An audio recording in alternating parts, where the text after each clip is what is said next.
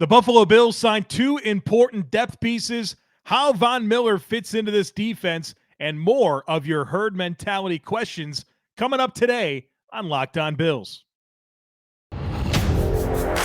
You are Locked On Bills, your daily Buffalo Bills podcast. Part of the Locked On Podcast Network, your team every day.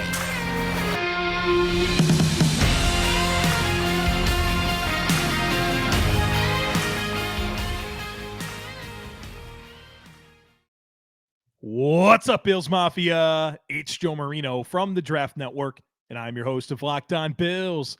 Happy Tuesday to you, and thank you for making Locked On Bills your first listen every day, or if you're joining us on YouTube, your first watch every day. Today's episode is brought to you by RockAuto.com. They have amazing selection, reliably low prices, and all the parts your car will ever need. Visit RockAuto.com and tell them Locked On sent you. We got a lot to get to here today. It feels like I say that every day, but we fit a lot into these shows, and there's always a lot to talk about when it comes to the Buffalo Bills. But the busy free agency period continued on Monday. The Bills signed two more players, Greg Mancz and Duke Johnson. We'll talk about both of them. Then in segment two, we're going to start herd mentality with a focus on your questions surrounding Von Miller. And we have some great stuff to dig into there. And then we'll close out the podcast in segment three with more herd mentality questions and some really great general talking points that we'll get to later on. But let's start with the two newest additions to the roster. We'll start with Greg Mancz, a veteran offensive lineman, 6'4", 302 pounds. He's 29 years old. He turns 30 in April. Was originally an undrafted free agent in 2015 out of Toledo. He signed a one-year deal to come over to the Buffalo Bills. He was originally with the Houston Texans, where he spent 2015 through 2020, and he actually started there in 2016 for all 16 games and in the playoffs. He was the center there, had a pretty good season. And then he kind of was more of a reserve the rest of his time, getting a few spot starts here and there, but a backup for the most part for the Texans from 2015 through 2020.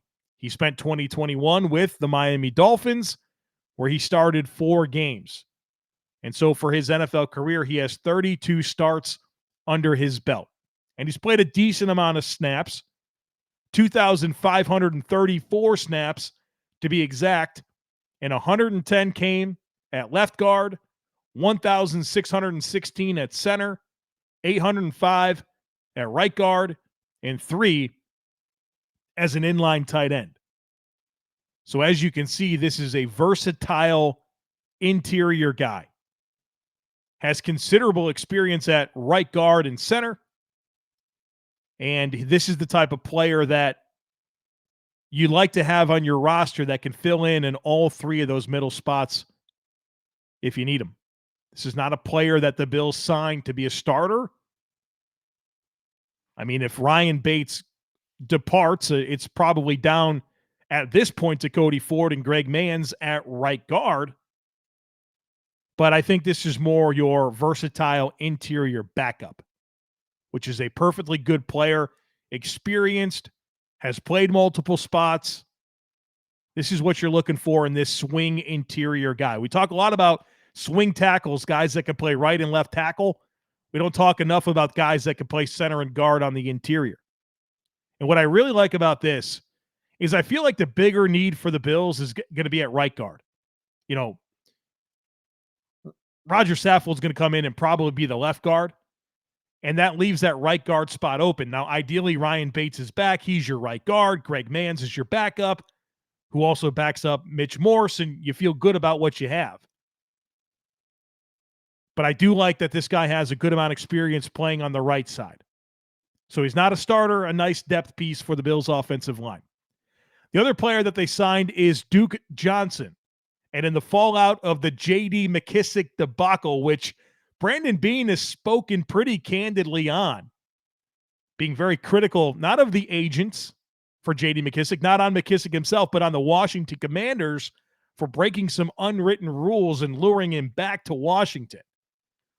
But with McKissic not in the mix. The Bills pivoted, and they signed running back Duke Johnson to a one-year deal. Duke is 5'9", 210 pounds, 28 years old, third-round pick out of the Miami Hurricanes in 2015 by the Cleveland Browns. And he had a really good start to his career in Cleveland. His first three seasons, across those three seasons, he hauled in 188 passes and had 942 yards from scrimmage per season. That's pretty productive. Again, 188 catches and averaged 942 yards from scrimmage per season across his first 3 years in the league.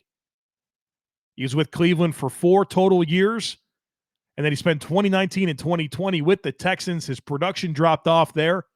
And then last season, he was with Miami for 5 games and started 4 of them, and he had decent production. He actually averaged 4.6 yards per carry and had 371 yards from scrimmage, which is pretty notable because no running back could really produce for Miami last year. Bad offensive line, below average quarterback play. Myles Gaskin was underwhelming. Salvin Ahmed was underwhelming. Duke Johnson came in and wound up being pretty productive for them when nobody else really could be in that backfield. For his career, 311 receptions. So with the signing of Duke Johnson, you really accomplished the objectives you had when you thought you were going to sign J.D. McKissic, or you agreed to terms with McKissic. This is a guy that specializes in catching the football out of the backfield. Now, maybe you could say McKissic is a slightly better receiving threat.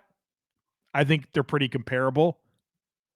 But there's certainly an argument to be made that Duke brings more as a running back between the tackles, and he has better contact balance.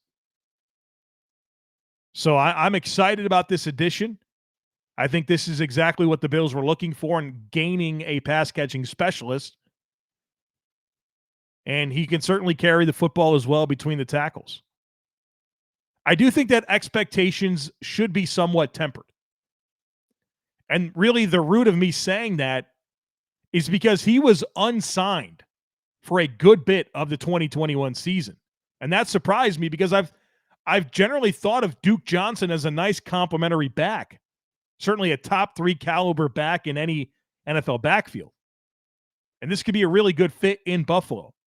I'm really interested in see how they incorporate him.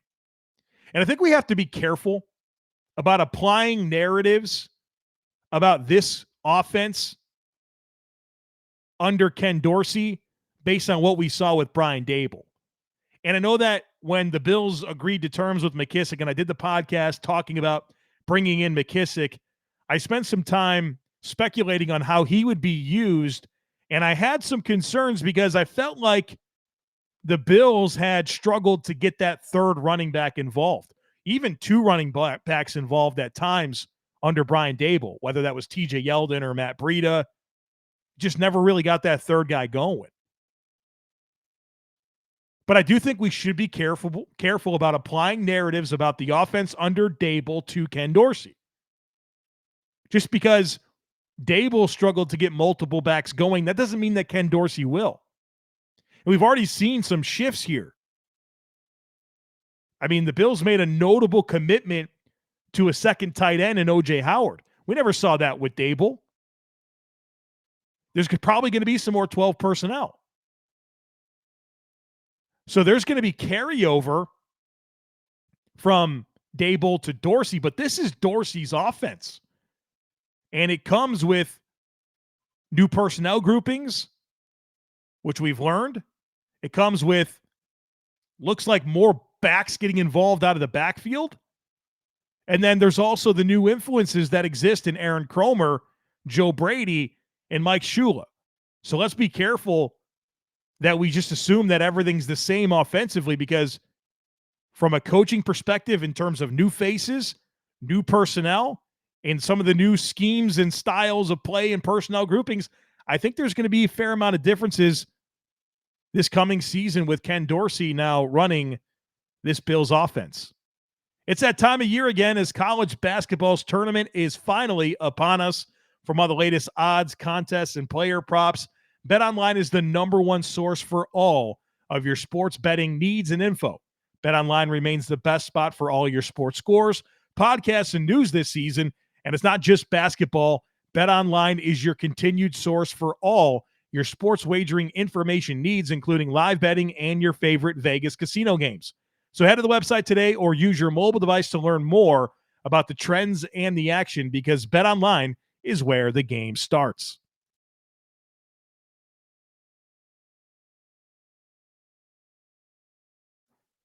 All right, let's get started with some herd mentality questions. And this next segment is going to feature all of the questions that I responded to that have to do with Von Miller, because I thought to really extend our conversation and bring it full circle, you guys brought a lot of different things to the table here that I want to address through your questions. And then we'll get to some more herd mentality questions in our third segment, but I do want to admit that I'm super behind on emails right now. Obviously a busy time of year for me with the draft, right? The draft's like 50-something days away, and that's obviously taking up a big part of my time. And the Bills have been crazy active in free agency, which takes even more of my time. And so I'm really behind on emails, so I do apologize if I haven't gotten back to you on the email side of things. But let's get into your outstanding questions that I did get a chance to review. The first one comes from Derek, who says, which defensive lineman do you think stands to benefit the most from the Von Miller signing? Not so much in the experience in the room aspect, which they should all benefit from, but strictly from a stats point of view. Thanks so much for all your work that you put in to satiate, our Bills obsession. It's much appreciated. I feel like the easy answer to this question is Ed Oliver. But I'm not sure that Ed Oliver is going to benefit more from Von Miller, or if he's going to benefit more from Daquan Jones and Tim Settle and Jordan Phillips. So that really makes me think about this. But I will go with Ed Oliver, because I do think it's going to be really important, the complementary pressure. That's something I talk about a lot, where if only one guy gets pressure on the quarterback, it's really hard for them to get a sack, because that quarterback has other places that they can step and move to avoid that pressure. Now, when you have pressure coming from multiple places, that's where you bottle that quarterback up and you get sacks.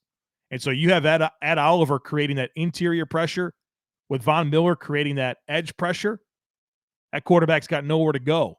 And so I think the stats will benefit Von Miller the most of any player on this defensive line. Dawson says, listening to the pod, and it got me thinking, how good will Von Miller be for Spencer Brown's development?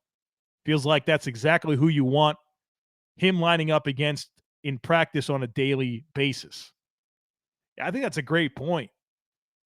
Spencer Brown, the Bills' starting right tackle, is going to face a ton of Von Miller in practice. And that's going to be great for him to learn and develop. Von is going to challenge him in ways that are very, very difficult to deal with. And that's only going to make Spencer better when it comes game time. And so I think this is a very underrated layer to the benefit of bringing in Von Miller, is how much better he's going to make the Bills' offensive tackles, specifically Spencer Brown, for the opportunities that they are going to have to face him on a daily basis in practice. Michael says, when the Bills signed Von Miller, I had some excitement, but also some nervousness due to the contract. After seeing the contract breakdown, I feel better about that, but I would still like to know how Miller fits into this defense. As far as I know, he's always played in a 3-4 scheme. Are the Bills going to run some 3-4? Would he play as a down lineman in our base nickel defense? How easy is it for a 3-4 linebacker to switch to being a 4-3 end? Or are the Bills going to run more 3 linebacker sets? Just curious as to your thoughts on how Von fits. I know he's a great athlete and will make a big impact on our team. So Von Miller has, yes, played in a 3-4 defense. And this is one of the questions I asked Cody Rourke in our conversation that I posted on YouTube and in the podcast feed over the weekend. He did have that one season, maybe 2 seasons under Jack Del Rio where he was a 4-3 defensive end. But yeah, I mean, this guy's career has been as a 3-4 outside linebacker. Here's what I'll say. First of all, Jerry Hughes was a really good fit for Sean McDermott's defense. And Jerry Hughes, 6'2", 255 pounds, 33-inch arms. Von Miller, 6'3", 250 pounds, 33.5-inch arms. So from a measurables perspective, they're very, very, very similar. Now, here's the deal. If your defense can't incorporate a skill set like Von Miller, then you got bigger questions. I fully expect Leslie Frazier and Eric Washington and Sean McDermott to get this figured out. And maybe that's having Von stand up a little bit, especially on rush downs. But I really don't have any concerns about Von being able to set the edge, play with his hand in the dirt, and be a versatile player. Obviously, his bread and butter is going to be rushing the passer, but Von Miller throughout his career has been a really good run defender too. And so if Jerry Hughes at 255 pounds and 33-inch arms can fit this defense, Von Miller at 250 pounds and 33.5-inch arms can too. Daniel says, I'd love to hear your thoughts about how the Bills can utilize versatility on their D-line and what that means for how opposing offenses will game plan, with guys like Boogie who can reduce inside and guys like Settle who could play the 1 or the 3, and even Oliver who lined up outside a few times last year. It seems like it will be a extremely difficult situation for other teams to plan for. Would love your take. Oh, and the addition of Von and the return of a nice pass rushing 3-tech in Jordan Phillips. You know, Daniel, I think you kind of answered your question with your analysis there. The Bills do have a lot of versatility in terms of skill sets and guys that can play in multiple alignments. And so it's just about unleashing them. And what it really comes down to is combinations and pairings. Figure out which groups, which packages of players you want on the field at the same time. Figure out how they play off each other. You saw that last year with Ed Oliver and Harrison Phillips. That really was a nice thing that developed. And I think you can look at all these different players and come up with even more ways to unleash them. And so, you know, putting Von Miller on both sides, running some games with Jordan Phillips and Ed Oliver, Tim Settle and Ed Oliver on the field at the same time, that seems fun. You can do a lot. Shaq Lawson's a good interior rusher. The great news is there are a lot of options, and it's just about sorting out the combinations and pairings and getting after these quarterbacks. This episode is brought to you by Rock Auto. With the ever-increasing numbers of makes and models, it's now impossible for your local chain auto parts store to stock all the parts you need. Why endure often pointless or seemingly intimidating questions like, is your Odyssey an LX or an EX? And wait while the person behind the counter orders the parts on their computer, choosing the only brand their warehouse happens to carry. You have computers with access to rockauto.com at home and right in your pocket. Save time and save money when using Rock Auto. Why would you choose to spend 30%, 50%, even 100% more for the same parts from a chain store or a car dealership? They have everything you can need. Brake parts, tail lamps, motor oil, and even new carpet. So go to rockauto.com right now and see all the parts available for your car or truck. Write Locked On in there. How did you hear about us box so they know that we sent you? They have amazing selection, reliably low prices, and all the parts your car will ever need over at rockauto.com.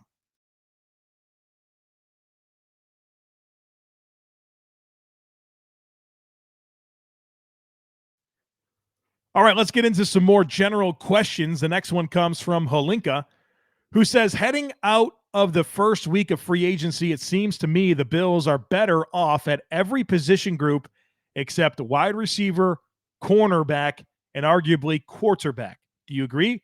Do you think this drives their choices in the draft towards those positions? I would agree with you that the Bills are not better today at wide receiver and cornerback. I would also say that they're not better at quarterback. I would agree there. And, well, I mean, with the addition of Duke Johnson, no, the Bills are better at running back now with Duke Johnson. That's a better player than Matt Breida. They're definitely better at tight end. They're definitely better on the D line. They're better on the O line with the addition of Roger Saffold. They're the same at linebacker, and they're the same at safety. So quarterback, cornerback, and wide receiver is where I think they're worse. I don't think they're going to do more at quarterback. And it's not with quarterback. Let's be honest. It's Josh Allen's the guy. Just Trubisky's better than Keenum. And I think Webb's probably better than Barkley. So your starter is good. You're just not as good at backup, and that's because you probably had the best backup quarterback in the league last year. But wide receiver and corner are definitely, to me, the biggest needs on this team right now. And I do think right now, as far as the draft goes, those first two picks, 25 and 57, it's best player available at corner and wide receiver, and then flip it in the second round. That's how I see it. Next one comes from Kevin. Kevin says, post Von Miller signing, do you now feel that the Carlos Basham pick was a waste? We could have had a guy like Creed Humphrey, who looks like he's on the way to being a Pro Bowler.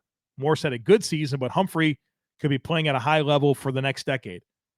First of all, if the Bills drafted Creed Humphrey, I think he'd probably play guard, and I don't think that's a hot take. I mean, he's a guy that's 320 pounds. He doesn't have to play center. He's plenty strong to play guard as well. So it'd be nice to have Morse and Creed Humphrey.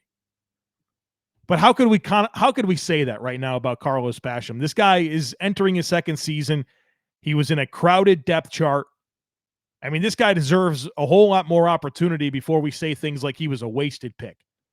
So no, I'm not ready to say that. I think you can certainly right now make the case that there were other picks that look better with the benefit of hindsight, but I'm far from saying anything like Carlos Basham was a wasted pick after just one season in the NFL and given the context of the Bills' defense in 2021. Dylan asked if Jamison Williams, the wide receiver from Alabama, and Jahan Dotson, the wide receiver from Penn State, are on the board, who's the Buffalo Bill? Well, if I'm making that decision, it's Jamison Williams. I think Jamison Williams is a better prospect than Jahan Dotson. And I love Dotson. I think Dotson would be a great pick at 25. But he ain't Jamison Williams. Jamison Williams is another caliber of speed. He's also bigger. I mean, I think they give you pretty much the same caliber of yards after catch and route running. Dotson might have slightly better hands, but they both have elite hands. But Jamison Williams is just more explosive, and his vertical receiving skill set is better, and he's bigger. So to me, it's Jamison Williams by a good bit. Next one comes from Zach. Zach says the Bills seem to be doing work on linebackers. I've seen reports that they met with Chad Muma and Troy Anderson at the Combine. You think it's possible we see them add a guy on day 2 who can be the Klein role this year with the potential for insurance for next year in case we decide to not pay Tremaine Edmunds? Yeah, this is definitely worth talking about. Chad Muma from Wyoming, Troy Anderson from Montana State. The Bills were one of 4 teams to meet with Troy Anderson at the Combine, one of just 2 that met with Chad Muma. I know that we talk about pre-draft meetings and some people say they're overrated. Well, you only get 45 of them at the Combine, and so you're pretty choosy with who you meet with, and the Bills met with 2, really nice day 2 linebackers. And so, yeah, I do think that this is a signal that they're looking for what you said there, a guy that can step into the Klein role and provide insurance as a developmental option should they not be able to pay Tremaine Edmunds after the season. I'm not sure I'm ready to predict that, but they're certainly doing their due diligence here and preparing themselves for the opportunity to potentially draft either one of these guys. I think Chad Muma is a second round pick, and I think Anderson has a good chance of being a third round pick. Now, I do think that the Bills have a lot of linebacker depth. We've talked about this. They just brought back Markel Lee. You've got guys like Tyrell Dotson and Andre Smith who have been in your system. Joe Giles Harris is back. So I'm not overly concerned with linebacker depth because I like those players. But if you pick one of these guys on day 2, that's a pretty clear signal that Tremaine Edmunds is on notice. So we'll see what happens, but they've certainly doing their due diligence, if nothing else at this point. CG says, what should the Bills do at punter? Sign a proven vet, invest an early pick on the punt god, or are there late round options they could consider? Well, here's the thing. They have all of those things on the table.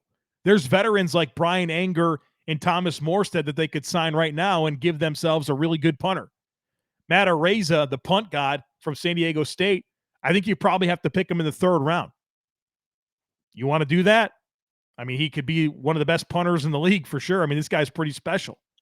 I will say that here's the concern with the punt god is that he was also the kicker at San Diego State. So this guy doesn't have experience holding, which is an important function of a punter.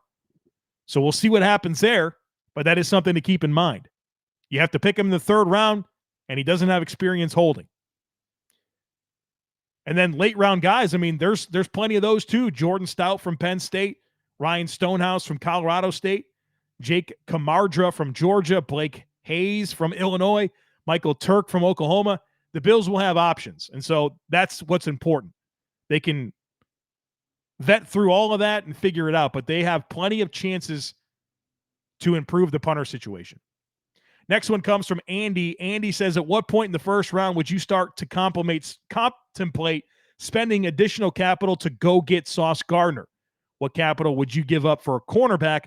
I know you usually say not to trade up for a non-quarterback, but this scenario is talked about online a lot today. Yeah, you're right. It is, especially because the Giants, there's some reports coming out that the Giants want to trade back and gain an extra 2023 first-round pick.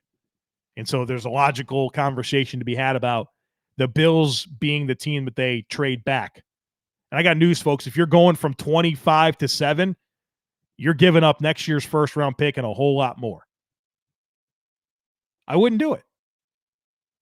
So here's where I draw the line in the sand. If you want to move up for a corner, okay. Trent McDuffie, Andrew Booth, Derek Stingley, Sauce Gardner, okay. You want to go get one of those guys? No problem. But where I draw the line, you do not give up a future first-round pick. And keep in mind that the New Orleans Saints in 2018, they moved up from 27 to 14. That cost them 2 first-round picks and a 5th. They had to give up their 2019 first-round pick 27, and a 5th-round pick to move up to 14. So you're talking about one of these corners having to get kind of in that 18, 19, 20 range before it probably doesn't cost you your first-round pick the next year. So I'm comfortable trading up at any point where I'm not giving up a first-round pick. The next one comes from Ryan, who says, what would you like about a 1-year deal for Richie Incognito to return to the Bills and solidify the line for 2022 and continue to draft young players for the future? Does he have enough left to help the Bills? I don't see this one, guys. I mean, Richie's 38 years old. He turns 39 in July. He really hasn't played over the last 2 seasons. He had a season-ending Achilles injury after 2 games in 2020. He missed all of 2021 with a calf injury. So he's played 2 games over the last 2 years, and he's about to be 39 years old. On top of that, he had an extremely odd end to his time in Buffalo, where he was like retired and got all mad. He signed an extension. Like, there's nothing about that seems interesting to me. If I had to find some interest, it's that Incognito has experience with Aaron Kromer. And if Richie can be Richie, he could help this offensive line. But there's nothing about his age and what's happened over the last 2 seasons that suggests that's a good idea. Next one comes from JP, who says, I have a pen and pad and wrote some things down to ask you. The first thing I've written down is to thank you for your Bills content. I try to stay caught up and love everything that you write down and put out there for us. My pleasure. I love doing this podcast. Thank you for your kind words. The second thing I have written down is, what do you think Joe Brady's impact will be on the offense? Will he be tinkering at all with Josh's throwing mechanics, or is there mostly for X's and O's contributions? Let me answer that, and then he has one more question. I don't think that Joe Brady's going to come in and do anything mechanically with Josh Allen. No way. I mean, that's what Jordan Palmer's done. Josh has made enough advancements there. He's used sports sciences. He's done all these different motion things to figure out what he needs to do mechanically. Joe Brady doesn't need to touch Josh Allen's mechanics.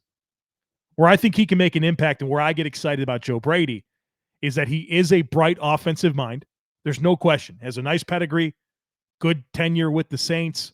He goes to LSU and has that unbelievable season in 2019 with Joe Brady. So he's a very bright offensive mind. I mean, he quickly became an NFL offensive coordinator and was interviewed for head coaching jobs. This is a smart dude. But I like that he's been humbled. Okay? I think that him being humbled was good for him.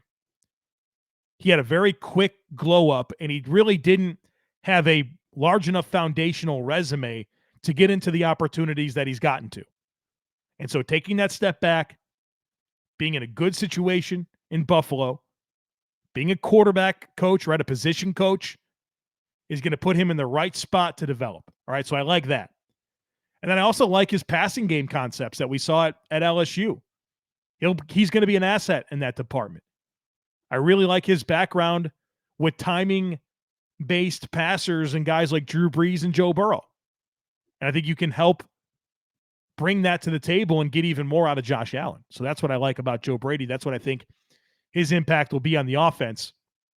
And then the last one from JP is, the last thing I've written down is, what does Joe Marino have written down regarding what you would like to see in the new stadium?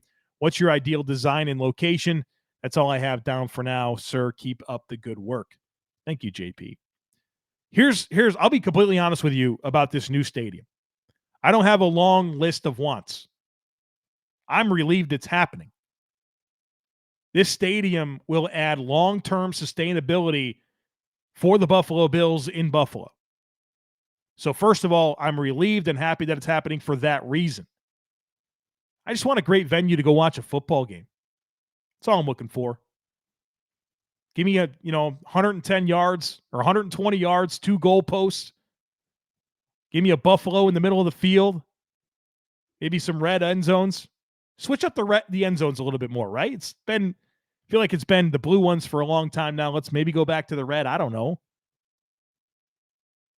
I'm glad that the surface will be grass, but I'm not going to sit here and give you a bunch of things that I want. Put it across the street from the old stadium. Get this thing built. And let's never have to think about the Buffalo Bills playing anywhere besides Western New York. All right, folks, that's going to do it for us here today on the podcast. Tomorrow's going to be a good one. I'm going to be joined by Greg Thompson, and we are going to dig into some of the nuts and bolts of the contracts that the Bills added. And nobody talks contracts like Greg Thompson. So we're going to bring him in for tomorrow's podcast and really get into the weeds on these contracts. So don't miss it. Make sure you're subscribed. Would love it if you took a second to rate, review, and share the podcast. If you're on YouTube, like this video, leave me a comment. And, of course, make sure that you are subscribed there as well. Hope you have a great rest of your day, and I look forward to catching up with you again tomorrow.